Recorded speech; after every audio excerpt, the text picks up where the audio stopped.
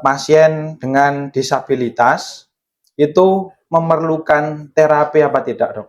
Gangguan pembelajaran. Jadi kalau susah sekali anak itu diajari gini kok nggak bisa-bisa toh, ngeleram kandanane. Nah, itu anak-anak yang misalnya gangguan bicara.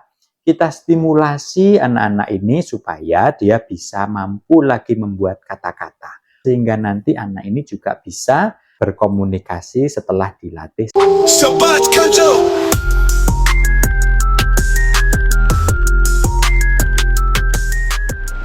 Assalamualaikum warahmatullahi wabarakatuh. Hai Sobat Kanjo, sahabat RSUD Kanjuruhan. Jumpa lagi dalam acara podcast yang kesekian kalinya. Podcast kali ini akan membahas tentang disabilitas. Disabilitas diperingati setiap tanggal 3 Desember. Perkenalkan, nama saya Febri Herdiantoro. Perkenalkan juga, yaitu Dr. Dimas, spesialis kedokteran fisik dan rehabilitasi. Gimana Dok, kabarnya Dok? Alhamdulillah baik, Mas. Mungkin langsung saja Dok ya, yang dibahas kan disabilitas. Kira-kira yang dimaksud disabilitas itu apa Dok?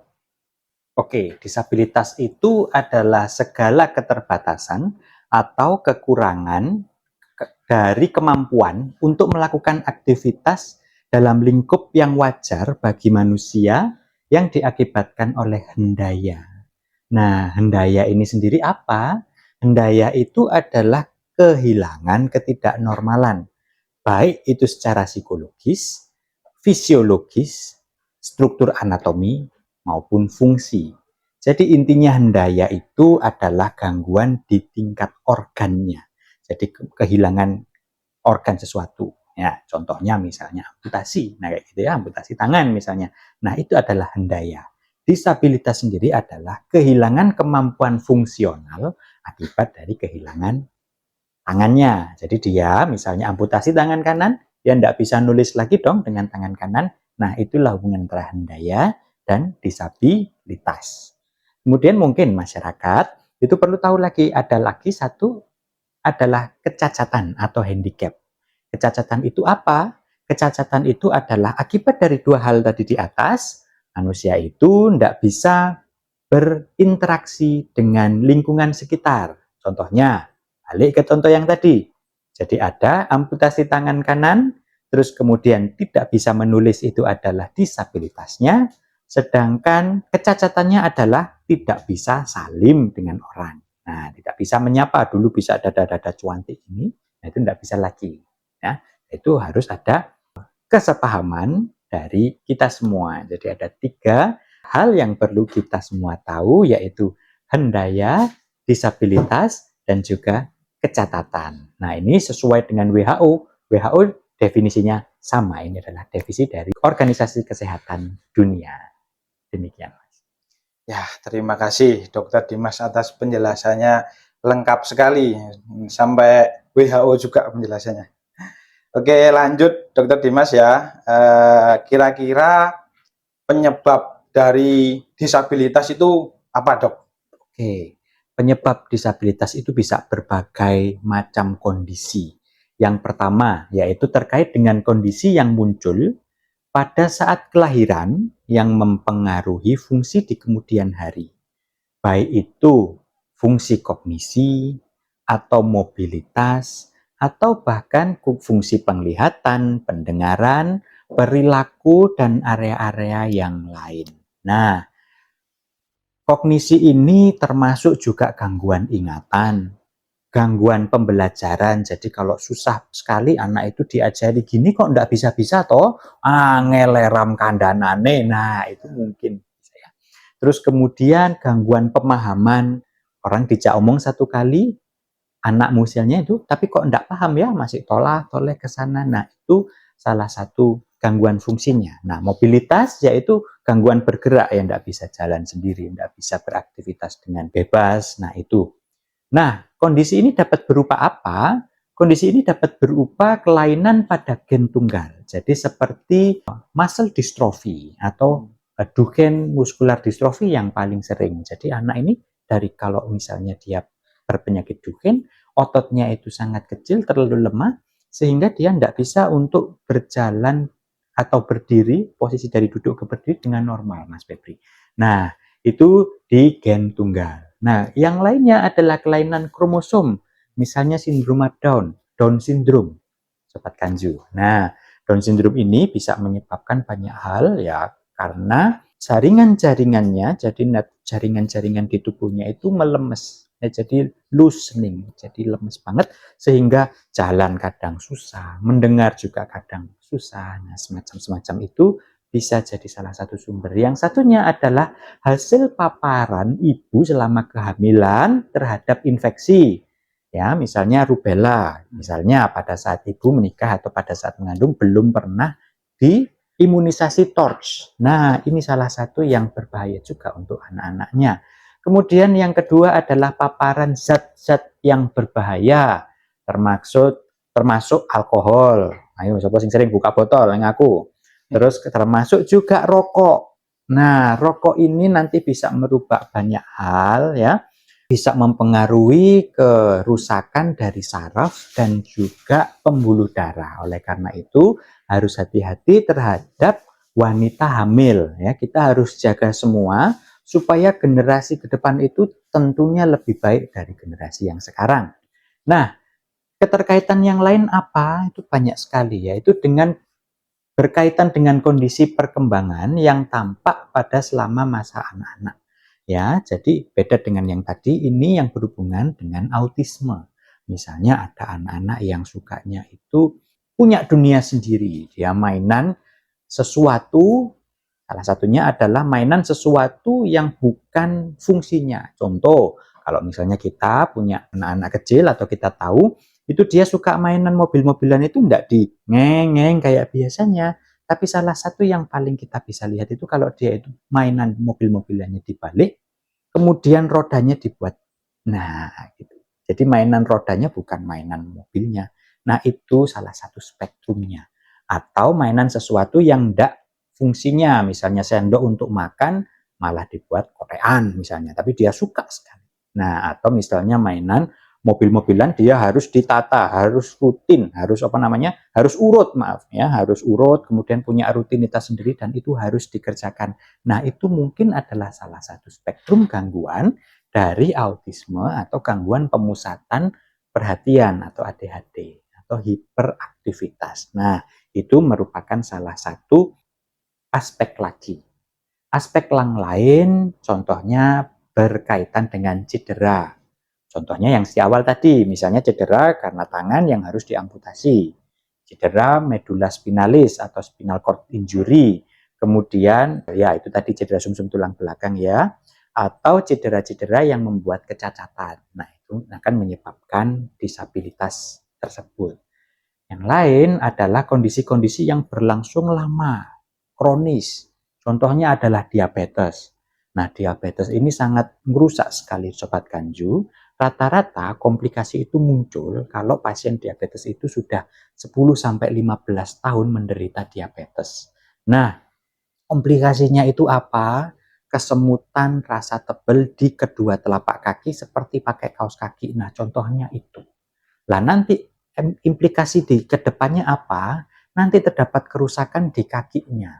Sehingga kalau ada infeksi, kerusakan itu malah bertambah, berubah, tambah parah. Akhirnya muncul gangren. Jadi kakinya, jempolnya hitam-hitam dan itu harus diamputasi. Nah, ini juga menyebabkan disabilitas tentunya karena hendaya tersebut. Salah satunya lagi gangguan penglihatan, kerusakan saraf, kehilangan anggota tubuh, termasuk juga stroke. Nah, kayak gitu ya. Nah, ini adalah gangguan-gangguan yang dapat terjadi. Kemudian gangguan yang progresif, yaitu statis atau intermittent, itu juga bisa menyebabkan gangguan-gangguan disabilitas. Misalnya multiple sclerosis, yaitu penyakit kelemahan di otot yang dia itu mungkin pada masa-masa produktif munculnya, pada saat usia 20-30 tahun mungkin, yang pada saat anak-anak mungkin tidak patek. Nah, hal semacam itu yang bisa menjadi salah satu dan banyak hal yang menyebabkan disabilitas itu bisa terjadi. Oleh karena itu nanti mesti dilihat satu-satu, mesti diteliti apakah pasien ini yang mana sebenarnya. Lengkap sekali penjelasan dari Dokter Dimas. Penyebab disabilitas ternyata banyak sekali Dok ya. Mungkin Sobat Kanjo itu tadi penjelasan disabilitas dari Dokter Dimas yang sangat lengkap. Nah, kira-kira Dok, pasien dengan disabilitas itu memerlukan terapi apa tidak Dok? Oke, sehubungan dengan terapi, pasien itu ya bisa membutuhkan, bisa enggak, tergantung pasien. Kalau pasien itu sudah mandiri, ya udah gitu, karena dia sudah melakukan hal semacam itu, hal-hal aktivitas sehari-harinya dengan mandiri, ya udah.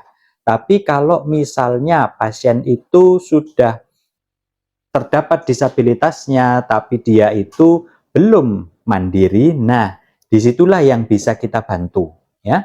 Nah, kita membantunya sesuai dengan fungsi pasien ya. Fungsinya, kekurangannya apa? Karena setiap penyebab itu nanti akan menyebabkan gangguan yang berbeda ya. Misalnya tadi yang amputasi adalah gangguan menulis. Nah, berarti kita harus fasilitasi pasien, harus membantu pasien untuk dapat menulis dengan tangan yang satunya lagi, dengan tangan yang kiri misalnya. Nah, itu juga diperlukan terapi, diperlukan pembiasaan, terapi okupasi untuk memfasilitasi supaya si tangan kiri nanti bisa mengerjakan hal-hal yang dikerjakan oleh tangan kanan. Contohnya demikian. Nah, anak-anak yang misalnya gangguan bicara, kita stimulasi anak-anak ini supaya dia bisa mampu lagi membuat kata-kata. Fonasinya bagus, ngomongnya bagus, artikulasinya A, I, U, E, O-nya bagus, kekuatan otot dan nafasnya bagus. Nah, sehingga nanti anak ini juga bisa berkomunikasi setelah dilatih sekian lama. Nah, jadi penerapan itu bergantung di kemampuannya pasien itu tadi. Nah, kita bisa mengupayakan kemandirian itu dengan bantuan caregiver. Siapa itu caregiver? Yaitu adalah orang-orang di sekitar pasien. Jadi bisa keluarganya, bisa orang terdekat yang tinggal bersama, bisa susternya atau siapapun itu kita harapkan bisa membantu pasien supaya pasien ini bisa mandiri. Jadi nggak mungkin pasien itu cuma disuruh tidur aja, nah kemudian disuruh wes belajar sendiri, tidak bisa. Karena kita harus membimbing, kita harus memfasilitasi kemampuan pasien tersebut. Begitu, Mas Febri. Lanjut lagi Dok ya, terkait jenis-jenis disabilitas tadi Dokter Dimas menjelaskan sangat banyak. Kira-kira pelayanan terkait jenis disabilitas ini apa ada yang dibedakan Dok? Kita di sini tidak membedakan ya antara pasien dengan nyeri, dengan gangguan-gangguan disabilitas, dengan yang lain, kita tidak membedakan. Jadi kita memiliki tim yang bisa untuk memfasilitasi semua masalah. Nah, tapi bukan masalah ekonomi ya, itu nanti sendiri ya. Nah, jadi kalau masalah disabilitas itu kita bisa layani, tidak ada pembedaan antara satu dengan yang lain ya.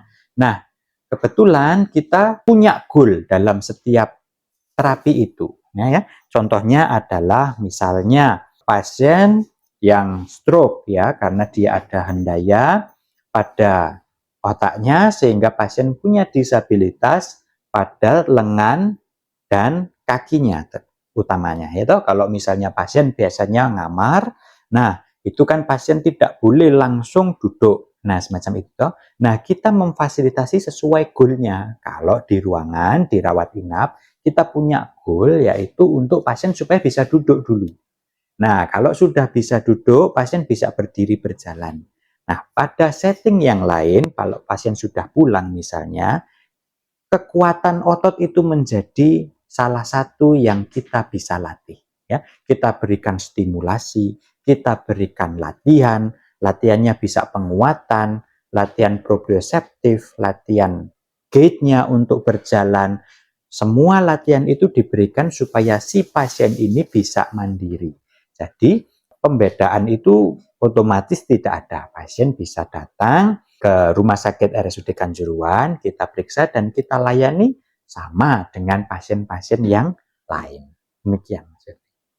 Ternyata tidak ada beda dok ya antara pasien yang disabilitas dengan enggak, yang menentukan adalah kebutuhan terapinya dok. Betul. Ya.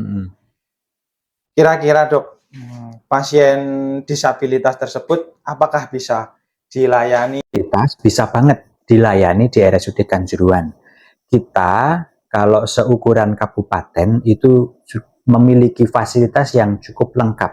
Kita punya dokter rehab di sini, kita punya fisioterapis, kita punya terapi wicara, kita punya alat-alat yang cukup lengkap, kemudian juga punya tempat untuk olahraga yang oke, yang cukup untuk melayani pasien-pasien. Dan saya rasa ini oke. Psikolog juga kita punya, psikolog klinis dan juga perawat di sini bisa sekali untuk membantu pasien-pasien yang membutuhkan. Dan satu lagi Mas Febri, rumah sakit kita ini sangat ramah banget dengan disabilitas. Ya, di rumah sakit ini kalau kita lihat dari depan, kalau kita masuk dari depan, itu naiknya itu di depan pun ada kursi roda, ya, ada kursi roda, kemudian ada barang card.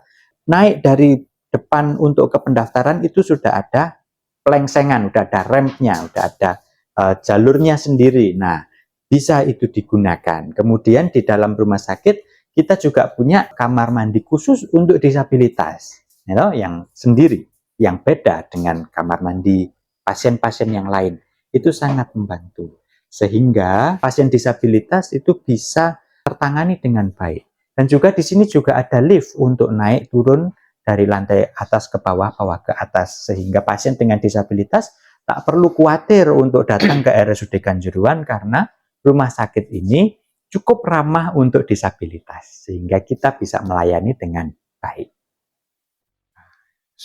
RSUD Kanjuruhan sangat ramah dengan disabilitas, dok ya. Betul. Bahkan dari